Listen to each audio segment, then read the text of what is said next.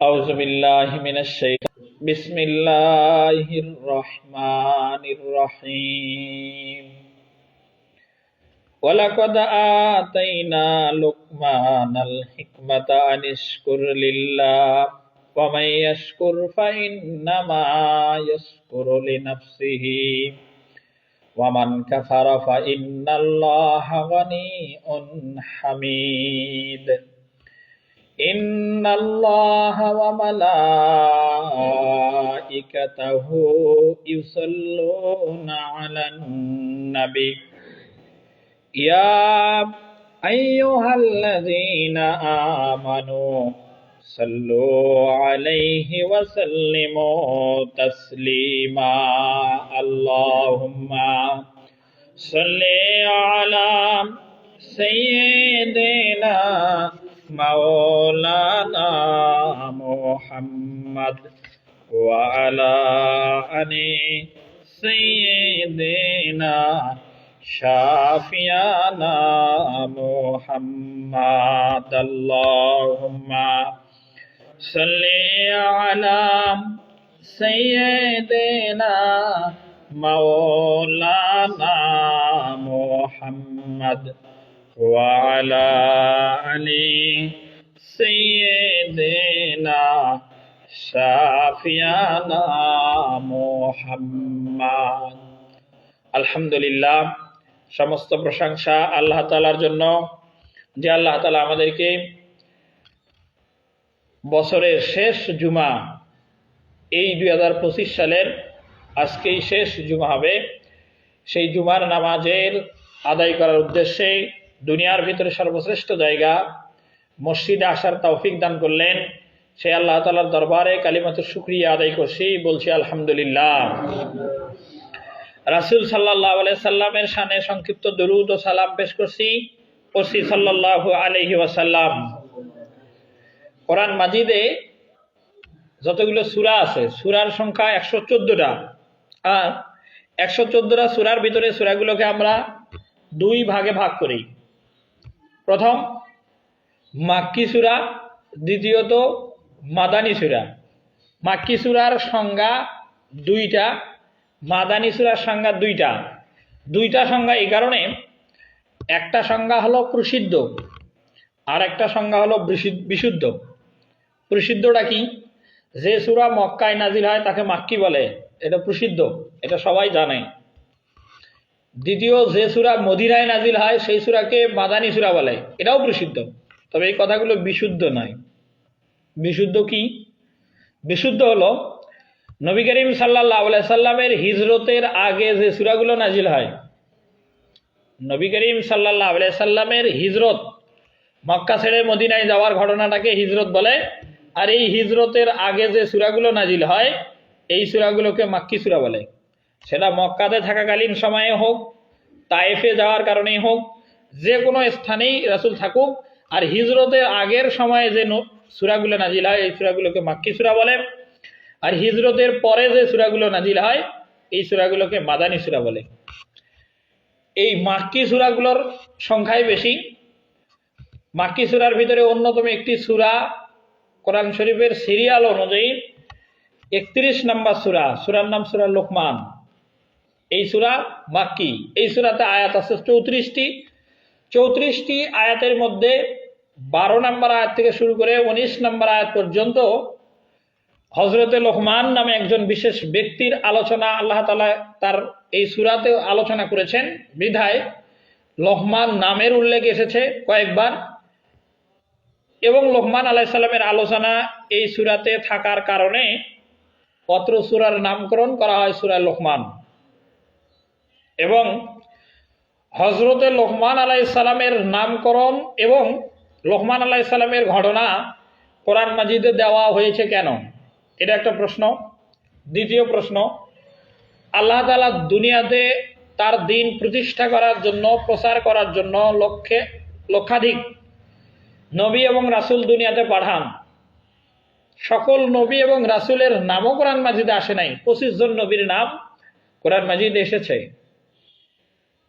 যেখানে লাখের উপরে নবী দুনিয়াতে আগমন করেছেন, কোরআন মাজিদে নাম এসেছে মাত্র 25 জন নবীর। লাখের ওপরে আরো নবী নাম এখনো পর্যন্ত আমরা জানি না। এতগুলো নবীর নাম উল্লেখ না করে আল্লাহ তাআলা কেন লোকমান আলাইহিস সালামের নাম উল্লেখ করে সূরা নাযিল করলেন? এটা আরেকটা প্রশ্ন। প্রথম প্রশ্ন, সূরার নাম লোকমান কেন, লোকমান ব্যক্তিটাকে? দ্বিতীয় প্রশ্ন, এত নবীর নাম বাদ দিয়ে লোকমান আলাইহিস সালামের নাম কেন উল্লেখ করা হলো? প্রথমত কথা, লোকমান কে? এই প্রশ্নের উত্তরে আমরা বলতে পারি, লোকমান আলাইহিস সালাম তাফসির ইবনে কাসিরে উল্লেখ এসেছে সূরা লোকমানের তাফসিরে। লোকমান আলাইহিস সালাম হলেন হযরত হুদ আলাইহিস সালামের কওমের মধ্যেকার একজন নেককার বান্দা। এটা প্রথম উত্তর। হযরত লোকমান আলাইহিস সালাম হলেন হযরত হুদ আলাইহিস সালামের উম্মতের ভিতরে একজন নেককার বান্দা। দ্বিতীয়, লোকমান আলাইহিস সালামের বাসা কোথায়? লোকমান আলাইহিস সালামের বাসা হচ্ছে হাবশী।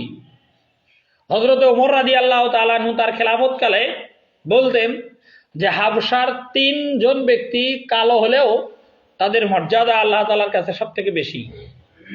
এই 3 জন ব্যক্তির সম্পর্কে বলতে গিয়ে হযরত লোকমান আলাইহিস সালামের নাম হযরত ওমর রাদিয়াল্লাহু তাআলা আনহু বিশেষভাবে উল্লেখ করতেন। এবং কোরআন যেই সময় নাজিল হয় নবী মুহাম্মদ সাল্লাল্লাহু আলাইহি সাল্লামের কাছে, ঠিক সেই সময়ে মক্কার লোকগুলো জাহিলিয়াতের ভিতরে নিমজ্জিত ছিল। যুগটাকে বলা হয় আইয়ামে জাহিলিয়াত। আইয়াম মানে যুগ বা সময়, আর জাহিলিয়াত মানে মূর্খতা। এই মূর্খতার যুগে যখন আল্লাহ তাআলা তার নবীর উপরে কোরআন নাজিল করেন, ঠিক সেই সময় হাতে গোনা কয়েকজন মানুষ পুরো মক্কা নগরী জুড়ে শিক্ষিত ছিল। যদিও শিক্ষিত লোকের সংখ্যা কম, কিন্তু আমরা যেমন আমাদের বাংলা ভাষায় কথা বলতে বলতেই অনেক সময় প্রবাদ বাক্য বলে থাকি। যেমন একটা প্রবাদ বাক্য আমরা বলে থাকি যে রোদ হচ্ছে, বৃষ্টি হচ্ছে, খেসালির বিয়া হচ্ছে। এই যে কথাটা আমরা এমনিতে প্রবাদ বাক্য হিসেবে বলে থাকি। আবার এ কথা বলে থাকি যে কারো পৌষ মাস, কারো সর্বনাশ। এই ধরনের যে আমরা যে আঞ্চলিকভাবে যে কথাগুলো বলে থাকি, এই কথাগুলোর আসলে প্রথম আবিষ্কারক কে এটা আমরা জানি না। রোদ হচ্ছে, বৃষ্টি হচ্ছে, খেসালির বিয়া হচ্ছে, তারপরে কারো পৌষ মাস, কারো সর্বনাশ, এই ধরনের কথা আমরা অসংখ্য শব্দ বলে থাকি, কিন্তু আমরা জানি না এই কথাগুলোর আবিষ্কারক কে। ঠিক একইভাবে আমরা যেমন আমাদের জীবন চলতে গিয়ে এই ধরনের অসংখ্য কথা বলে থাকি হর হামেশায়, ঠিক একইভাবেই নবী করিম সাল্লাল্লাহু আলাইহি সাল্লাম যে জাহিলিয়াতের যুগে নবী হিসেবে আগমন করেন, সেই জাহিলিয়াতের যুগেও মানুষেরা হর হামেশায় একজন মানুষ আরেকজন মানুষের সাথে কথা বলার সময় লোকমান হাকিমের বিশেষ কিছু কথা, লোকমান হাকিমের প্রসিদ্ধ ৭৬টা, লোকমান হাকিমের ৭৬টা উপদেশ পরামর্শ কথা ছিল, যে কথাগুলো মক্কার জাহিলিয়াতের যুগেই জাহিলি মানুষগুলোর কাছে প্রসিদ্ধতা লাভ করেছিল। সেই কথাগুলো তারা একজন আরেকজনকে উপদেশ দেওয়ার জন্য বলতো, চলতে ফিরতে বলতো, বিভিন্ন প্রয়োজনে তারা ওই প্রবাদগুলো ব্যবহার করত। এবং মক্কার লোকেরা লোকমানকে সর্বোচ্চ পর্যায়ের একজন জ্ঞানী লোক হিসেবে বিবেচনা করত। এটা প্রথম কথা। যদিও লোকমান আলাইহিস সালাম অনেক আগের লোক, হুদ আলাইহিস সালামের কওমের উম্মত, কিন্তু এত হাজার বছর পরে যখন নবী মুহাম্মদ সাল্লাল্লাহু আলাইহি সাল্লামের কাছে কোরআন নাজিল হওয়া শুরু করলো, নবী করিম সাল্লাল্লাহু আলাইহি সাল্লাম যখন মক্কার লোকদেরকে আহ্বান করলেন যে তোমরা মূর্তি পূজা বাদ দাও, এক আল্লাহকে ইলাহ হিসেবে মানো, তাকে রব হিসেবে মানো, কাবা ঘরে যে ৩৬০ মূর্তি রাখা হয়েছে সেগুলোর উপাসনা করে তোমাদের কোনো লাভ নাই, এগুলো তোমার কোনো উপকার করতে পারে না, এগুলো তোমার ক্ষতিও করতে পারবে না। এইভাবে যখন শিরকের অসারতা নিয়ে নবী করিম সাল্লাল্লাহু আলাইহি সাল্লাম মক্কার লোকদেরকে ইসলামের দিকে আহ্বান করতে শুরু করলেন, তখন মক্কার লোকেরা রাসূল মুহাম্মদ সাল্লাল্লাহু আলাইহি সাল্লামকে মিথ্যাবাদী, গণক, জাদুঘর, সর্বস্ব রাসূল সাল্লাল্লাহু আলাইহি সাল্লামের বিরোধিতা শুরু করলো। এবং যখন বিরোধিতা শুরু করলো, ঠিক সেই সময় সূরা লোকমান আল্লাহ তাআলা নাজিল করেন, এবং এই আয়াতগুলোও লোকমান আলাইহিস সালামের নামে আল্লাহ নাজিল করেন।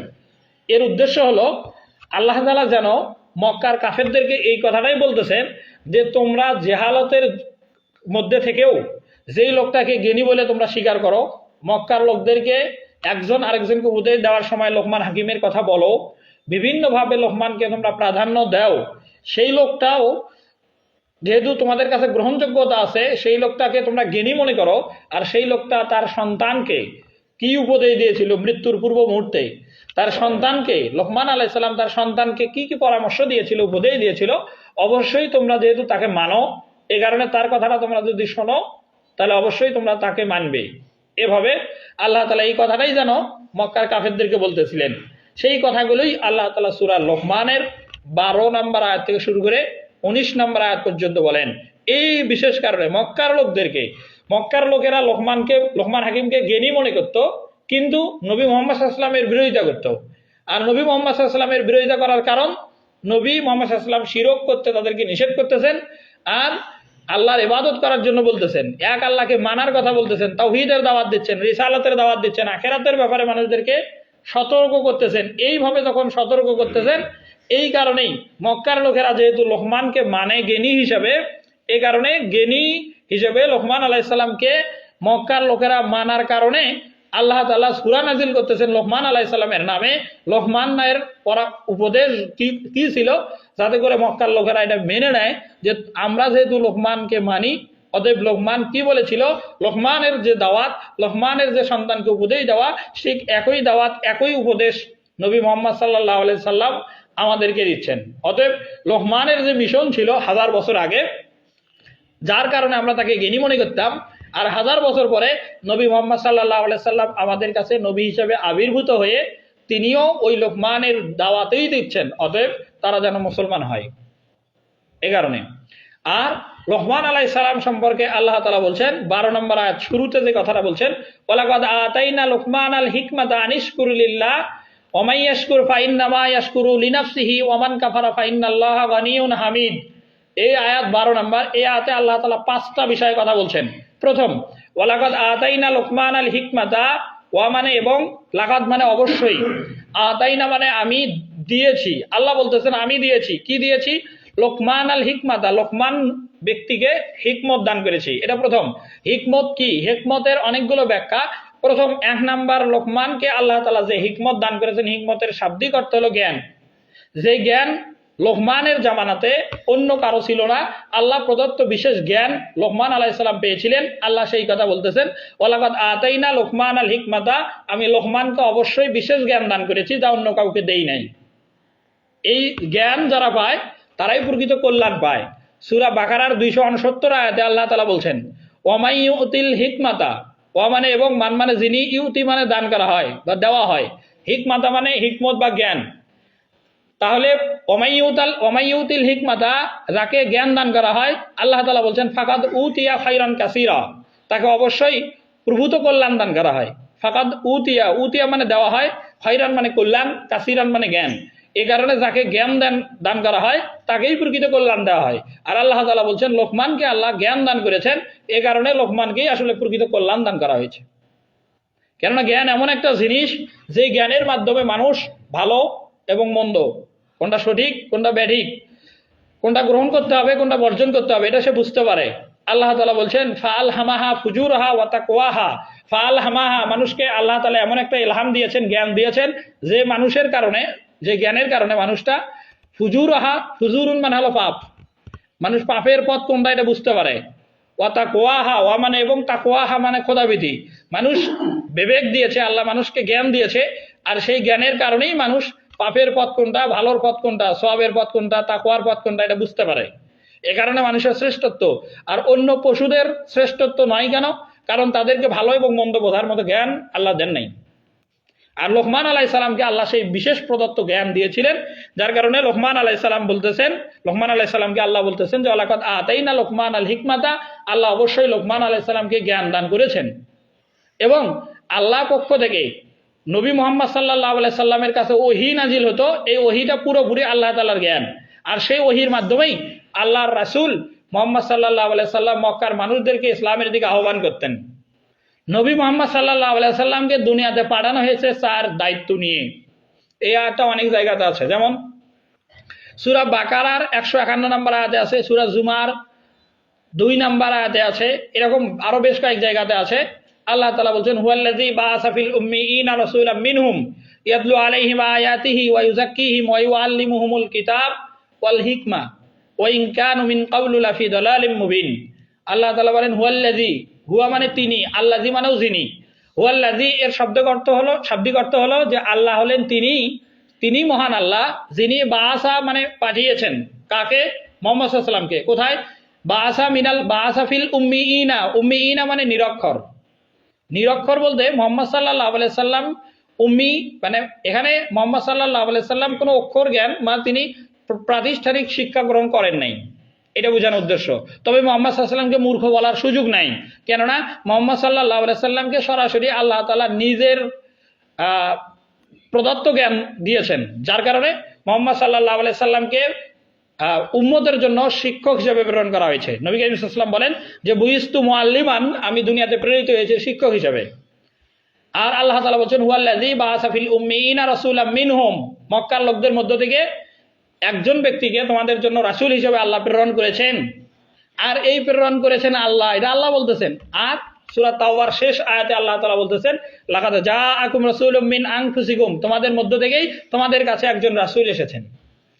আর তিনি কেন এসেছেন, তার দায়িত্ব কি, তার কাজ কি, ধারাবাহিকভাবে আল্লাহ তাআলা বলছেন রাসূলাম মিনহুম ইয়াতলু আলাইহিম আয়াতিহি। এক নাম্বার ইয়াতলু আলাইহিম আয়াতিহি, আল্লাহ তাআলা মানুষদের কাছে আল্লাহর পক্ষ থেকে যে কোরআনের আয়াত, এটা মানুষদের কাছে রাসূল পাঠ করে শোনাবেন। ইয়াতলু মানে পাঠ করে শোনাবেন, আলাইহিম মানে উম্মতদের মাঝে, আয়াতিহি মানে আল্লাহর আয়াত, আল্লাহ যে আয়াতগুলো নাজিল করেছেন এগুলো পাঠ করে রাসূল শোনাবেন।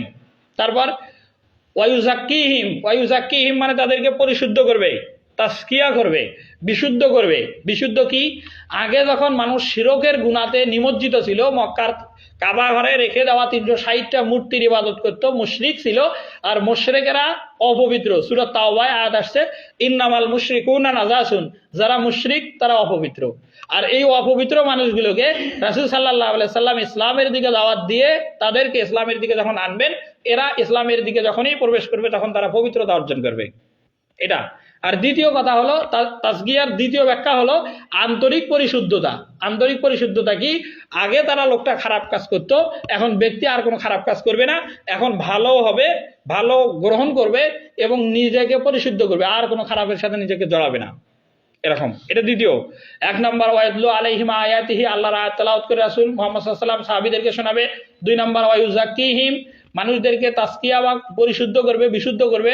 চারিত্রিক অধপতন যাদের ছিল, যে সাহাবীদের, তাদেরকে রাসূল সাল্লাল্লাহু আলাইহি ওয়াসাল্লাম এমনভাবে গড়ে তুললেন যে রাসূল সাল্লাল্লাহু আলাইহি ওয়াসাল্লাম শেষ জামানায় রাসূলের ইন্তেকালের আগে বিদায় হজের ভাষণের ভিতরে বলেন যে খয়রুল কুরুনি, আমরা যারা খুতবাতে প্রতিদিনই বলি খয়রুল কুরুনি, খয়রুল মানে হলো উত্তম, করনি মানে হলো আমার যুগ। রাসূলের জামানাতে সাহাবীদেরকে এমনভাবে রাসূল গড়ে তুললেন, করনি বললেন যে আমার যুগটা সর্বশ্রেষ্ঠ যুগ, তার মানে সাহাবীরা সর্বশ্রেষ্ঠ মানুষ। এরপরে আল্লাহ তাআলা রাসূল সাল্লাল্লাহু আলাইহি ওয়াসাল্লাম আবার বলছেন সুম্মাল্লাযীনা ইয়ালুনাহুম, খুতবাতে আমরা এই শব্দটাও প্রতিদিন পড়ি যে সুম্মাল্লাযীনা ইয়ালুনাহুম, আমাদের পরে যে যুগটা আসবে, তবে সাহাবীদের পরের যুগ হলো তাবিঈ, এই তাবিঈদের যুগটা হলো সর্বশ্রেষ্ঠ যুগ। এভাবে আল্লাহ পক্ষ থেকে আয়াত পড়ে পড়ে সাহাবীদেরকে এভাবে পরিশুদ্ধ আল্লাহ করলেন, রাসূল সাল্লাল্লাহু আলাইহি ওয়াসাল্লাম করলেন, আল্লাহ তাআলা এটা বলছেন। এটা দুই নাম্বার। তিন নাম্বার ওয়ায়ুআল্লিমুহুমুল কিতাব, মানুষদেরকে আল্লাহ তাআলা নির্দেশ করতেছেন, রাসূলকে নির্দেশ করতেছেন যে আপনি ওয়ায়ুআল্লিমুহুম, আপনি তাদেরকে শেখান। কি শেখাবেন? কিতাব। কিতাব মানে হলো কোরআন শরীফ। কোরআন শরীফ রাসূল মুহাম্মদ সাল্লাল্লাহু আলাইহি ওয়াসাল্লাম আপনি সাহাবীদেরকে শেখান। আর চার নাম্বার রাসূল সাল্লাল্লাহু আলাইহি সাল্লামকে পাঠানোর উদ্দেশ্য হলো ওয়াল হিকমা, হিকমত, প্রজ্ঞা, কৌশল দেবে। এটা কেন? এটা উদ্দেশ্য এরকম, রাসূল সাল্লাল্লাহু আলাইহি সাল্লাম হলেন দুনিয়াতে পাঠানোর দিক থেকে সর্বশেষ নবী, তারপর আর কোনো নবী আসবে না। আল্লাহ তাআলা বলছেন মা কানা মুহাম্মাদুন আবা আহাদিম মির রিজালিকুম ওয়ালাকিন রাসূলুল্লাহি ওয়া খাতামান নাবিয়িন ওয়া কানা আল্লাহু বিকুল্লি শাইইন আলিমা, যে মুহাম্মদ সাল্লাল্লাহু আলাইহি সাল্লাম কোনো পুরুষদের পিতা নন। তার মানে পালক পুত্র যে যায়েদ বিন হারেস, তিনি পালক পুত্র ছিলেন, তার পিতা রাসূল সাল্লাল্লাহু আলাইহি ওয়াসাল্লাম আর অরিজিনাল পিতা নয়। রাসূল সাল্লাল্লাহু আলাইহি ওয়াসাল্লামের যারা নিজের সন্তান, নিজের ছেলে যে সন্তানগুলো ছিল, তৈয়ব, তাহের, কাসেম, এই মুহাম্মদ, এই যে নাম যারা রাসূল সাল্লাল্লাহু আলাইহি ওয়াসাল্লামের নিজের সন্তান ছিল, এরা বাল্য অবস্থাতেই ইন্তেকাল করেন। আর এই কারণে রাসূল সাল্লাল্লাহু আলাইহি সাল্লামকে মক্কার লোকেরা নির্বংশ বলতো, যে তোমার সব ছেলেরাই মারা গেল, আর কোনো ছেলে দুনিয়াতে যেহেতু নাই, এ কারণে তোমার বংশ নির্বংশ। সেই সম্পর্কে আল্লাহ তাআলা সূরা কাউসার নাজিল করেন, শেষ আয়াত ইন্না শানিয়াকা হুয়াল আবতার, যে নিশ্চয় যারা আপনাকে নির্বংশ বলে তারাই নির্বংশ, আপনার বংশ, আপনি কিয়ামত পর্যন্ত আপনার আলোচনা থাকবেই। ব্যাপারটা এরকম। আর রাসূল সাল্লাল্লাহু আলাইহি ওয়াসাল্লাম যেহেতু সর্বশেষ নবী, তারপরে আর কোনো নবী আসবে না, কিন্তু নবুয়তের যে দায়িত্ব, মিশন, মানুষদেরকে আল্লাহর দিকে ডাকা, এটা উম্মতে মুহাম্মাদি কিয়ামত পর্যন্ত করবে। আর উম্মতে মুহাম্মাদি একজন আরেকজনকে যখন ইসলামের দিকে রাখবে, আল্লাহর দিকে রাখবে, আখিরাতের ব্যাপারে সতর্ক করবে, তখন এই হিকমত, এই প্রজ্ঞা, এই জ্ঞানের দরকার আছে। আল্লাহ এই কারণেই সূরা নাহালের 125 নম্বর আয়াতে আল্লাহ তাআলা বলেন যে উদউ ইলা সাবিলি রাব্বিকা বিল হিকমাত ওয়াল মাউইজাতিল হাসানাত ওয়াজাদিলহুম বিল্লাতি হিয়া আহসান ইন্না রাব্বাকা হুয়া আ'লামু বিমান দাল্লা আন সাবিলিহি ওয়া হুয়া আ'লামু বিল মুহতাদিন। এই আয়াতে আল্লাহ তাআলা মানুষকে ইসলামের দিকে ডাকবে কিভাবে, 3টা পদ্ধতি বলেন। 1 নাম্বার, উদউ ইলা সাবিলি রাব্বিক। উদউ মানে তুমি ডাকবে, ইলা মানে দিকে, সাবিলা মানে পথ, রব্বিকা মানে আল্লাহর, মানে তুমি আল্লাহর পথের দিকে মানুষকে যেভাবে ডাকবে তার পদ্ধতি 3টা। 1 নাম্বার বিল হিকমাত, মানে প্রজ্ঞা সহকারে, হিকমত সহকারে। 2 নাম্বার ওয়াল মাউইজাতিল হাসানাত, উত্তম উপদেশ দ্বারা। মাউইজাতুন মানে উপদেশ, আর হাসানাত মানে উত্তম। উত্তম উপদেশ দিয়ে, এমন উপদেশ দেওয়া লাগবে যাতে করে লোকটা মানে আল্লাহকে মানে, এমন হৃদয় বিগলিত উপদেশ যেন দেওয়া হয়, এটা 2 নাম্বার। 3 নাম্বার, লোকটাকে এমন ভাবে আল্লাহর দিকে রাখবে, ওয়াজাদিলহুম বিল্লাতি হিয়া আহসান। জাদিলহুম মানে তর্ক করা, বিল্লাতি মানে যাতে, হিয়া মানে এটা, আহসান মানে উত্তম, মানে উত্তম তর্ক মাধ্যমে। এমন যারা নাস্তিক, আল্লাহকে স্বীকার করে না, আর যারা আস্তিক, যারা আল্লাহকে স্বীকার করে, এই দুয়ের ভেতর আস্তিক যারা আল্লাহকে স্বীকার করে, তারা যখন একজন নাস্তিক ব্যক্তিকে আল্লাহর দিকে আহ্বান করবে, সে এভাবেই বলবে যে আল্লাহকে আমরা স্বীকার করি না। সেই কথা সূরা লোকমানের একটু আগেই প্রথমের দিকে বলা আছে যে বিগাইরি আমাদিন তারাও নাহা, আল্লাহ তাআলা আসমান সৃষ্টি করেছেন, আসমান সৃষ্টি করেছেন বিগাইরি আমাদিন। বিগাইরি মানে ছাড়া, আমাদিন মানে খুঁটি। আসমানটা উপরে ঝুলানো আছে কিন্তু খুঁটি ছাড়া। মক্কার লোকদেরকে রাসূল সাল্লাল্লাহু আলাইহি সাল্লাম বলতেছেন তারাও নাহা, আল্লাহ শেখাচ্ছেন আয়াত নাজিল করে যে বেগাইরি আমাদিন, আসমানটা খুঁটি ছাড়া আল্লাহ ঝুলিয়ে রেখেছেন। তারাও নাহা, তোমরা কি দেখো না? অবশ্যই আসমানটা যিনি সৃষ্টি করেছেন এবং খুঁটি ছাড়া যিনি এমনিতেই শূন্যের উপর রেখেছেন, তিনি অবশ্যই আল্লাহ। এভাবে যুক্তি দিয়ে মানুষকে বোঝানো। এরপরে সূরা গাশিয়াতে আল্লাহ তাআলা বলছেন যে আফালা ইয়ানজুরুনা ইলাল ইবিলি কাইফা খুলিকাত। মক্কার লোকেরা কাফের মুশরিক হওয়ার পরেও তাদের জীবনের প্রত্যেকটা কাজের সাথে উটের সম্পর্ক ছিল, তাদের বাহনই একমাত্র উট ছিল। এ কারণে আল্লাহ তাআলা আয়াত নাজিল করে তাদেরকে প্রশ্ন করতেছেন, আফালা ইয়ানজুরুনা ইলাল ইবিলি কাইফা খুলিকাত। আফালা ইয়ানজুরুনা মানে তারা কি তাকায় না, ইলাল ইবিলি, ইবিলুন মানে উট, ইলা মানে দিকে, তারা কি তাকায় না তাদের উটের দিকে, কাইফা খুলিকাত কেমন করে উটটাকে সৃষ্টি করা হয়েছে। এরপরে আল্লাহ তাআলা আবার দ্বিতীয় আয়াতে বলতেছেন ওয়াইলা সামাই কাইফা রুফিয়াত, তারা কি আসমানের দিকে তাকায় না, যা আসমানটা কিভাবে এমনিতেই তুলে রাখা আছে। ওয়াইলাল জিবালি কাইফা নুসিবাত, যে তারা কি মক্কার লোকগুলো কি এই পাহাড়ের দিকে তাকায় না, যে পাহাড়টা কিভাবে দুনিয়াটাকে স্থির করার জন্য পেরেক হিসেবে স্থাপন করা আছে। চতুর্থ আয়াতে আল্লাহ তাআলা বলছেন ওয়াইলাল আরদি কাইফা সুতিহাত, যে তারা কি মক্কার লোকেরা, মক্কার কাফেরেরা কি তাকায় না জমিনের দিকে, জমিনটা কিভাবে বা তাদের জন্য সুন্দর বিছানা হিসেবে বানানো হয়েছে। এইভাবে যুক্তি দিয়ে দিয়ে একজন নাস্তিক, যে লোকটা আল্লাহকে মানে না, তাকে যদি আল্লাহর সাথে পরিচয় করে দেওয়া হয়, তাকে যদি আল্লাহর সাথে পরিচয় করে দেওয়া হয়, তখন ওই লোকটা আল্লাহর পরিচয় পাওয়ার পরে আল্লাহর দিকে ফিরে আসতে পারে। আর এই জন্যই রাসূল মুহাম্মদ সাল্লাল্লাহু আলাইহি সাল্লামকে আল্লাহ তাআলা বলছেন পরের আয়াত, ফাযাক্কির ইন্নামা আনতা মুযাক্কির, হে নবী আপনি মানুষদেরকে উপদেশ করেন, মানুষদেরকে বুঝান আল্লাহর দিকে যেন তারা ফিরে আসে। ইন্নামা আনতা মুযাক্কির, নিশ্চয় আপনি একজন উপদেশদাতা। লাস্তা আলাইহিম বিমুসাইতির, লাস্তা মানে আপনাকে বানানো হয় নাই, আলাইহিম মানে তাদের জন্য, মানে কাফেরদের জন্য। মুসাইতির মানে চৌকিদার বা পাহারাদার, যে আপনি তাদেরকে বাধ্য করবেন এমনটা নয়, বরং আপনি উপদেশক হিসাবে পাঠানো হয়েছে আপনাকে, আপনি তাদেরকে বুঝান। যখনই আপনি তাদের কাছে বুঝা পৌঁছাবেন, তার মানে আপনি রিসালাতের দায়িত্ব পালন করেছেন। আর যদি আপনি তাদের কাছে ইসলামের দাওয়াত, আল্লাহ তাআলার উলুহিয়াত তাওহীদের দাওয়াত না পৌঁছান, তাহলে বোঝা যাবে যে আসলে আপনি আপনার উলুহিয়াত রিসালাতের দায়িত্ব পালন করেন নাই। সূরা মায়েদার 64 নম্বর আয়াতে আল্লাহ তাআলা বলছেন ইয়া আইয়ুহার রাসূল বাল্লিগ মা উনজিলা ইলাইক, হে নবী আপনার উপরে আল্লাহ যে কোরআন নাযিল করেছে এটা আপনি কাফেরদের কাছে পৌঁছান।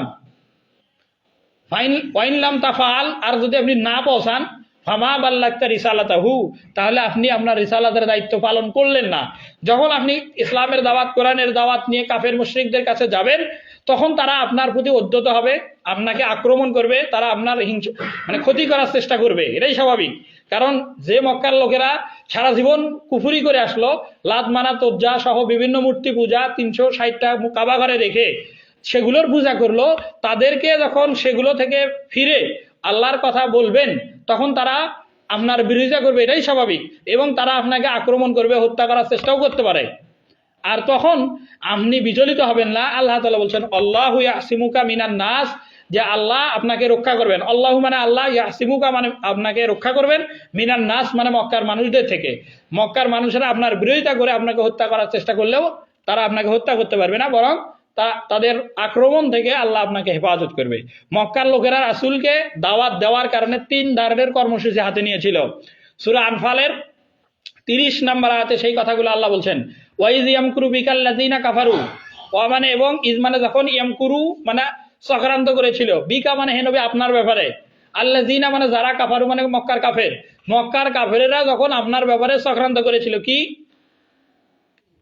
1 নাম্বার হলো ওয়াইজ ইয়ামকুরু বিকাল্লাযিনা কাফারু লিইউসবিতুকা মানে আপনাকে তারা বন্দী করে রাখবে। এটা দেখেছিল শেয়াবে আবি তালেবে প্রায় 2.5 বছরের মতো সময়, এই প্রায় 3 বছরের মতো সময়, এইরকম সময় একটা দীর্ঘ সময় মক্কাতে আর শেয়াবে আবি তালেব পাহাড়েতে মুহাম্মদ সাল্লাল্লাহু আলাইহি ওয়াসাল্লাম সহ যারা ইসলাম গ্রহণ করেছিল তাদের সবাইকে বন্দী করে রেখেছিল। তাদের সাথে মানে আমরা যেটা আমাদের এলাকায় বলি এক ঘরে করে রাখা, যে তাদের সাথে আর কোনো রকমের যোগাযোগ নাই, ব্যবসা বাণিজ্য নাই, কথা নাই, কথাবার্তা নাই, লেনদেন নাই, সবকিছু বন্ধ করে রেখেছিল। এটা লিউসবিদুকা। 2 নাম্বার ওয়ায়াকতুলুকা, যে মক্কার লোকেরা আপনাকে হত্যা করবে প্রয়োজনে, যেহেতু তারা লাত মানাত মক্কার ঘরে কাবা ঘরে রাখা মূর্তিগুলোর ইবাদত করে, আর আপনি সেগুলো থেকে মানুষদেরকে নিষেধ করেন, এই কারণে তারা আপনাকে হত্যা করবে।